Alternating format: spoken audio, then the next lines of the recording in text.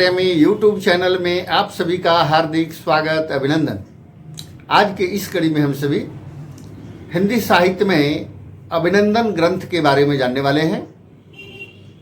जिन महापुरुषों ने साहित्य या राजनीतिक के क्षेत्र में विशिष्टता प्राप्त किया है, उनकी स्मृति को सुरक्षित रखने के लिए या उनके क्रियाकलापों से लोगों को परिचित कराने के लिए अभिनंदन ग्रंथ का प्रकाशन का आजकल प्रचलन हो चला है।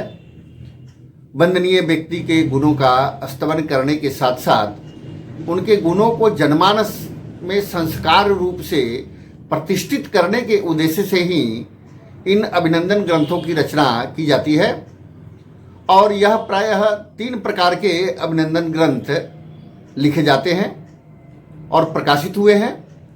पहला, साहित्यकारों से संबंधित अभिनंदन ग्रंथ, और दूसरा स्वाधीनता संग्राम के सेनानियों एवं राजनीतिज्ञों के अभिनंदन ग्रंथ के रूप में, और अंतिम तीसरा धर्म दर्शन संस्कृति के क्षेत्र में जो उल्लेखनीय योगदान करने वाले ऐसे संबंधित महापुरुष हैं, उनके बारे में अभिनंदन ग्रंथ प्रकाशित अब तक हुए हैं।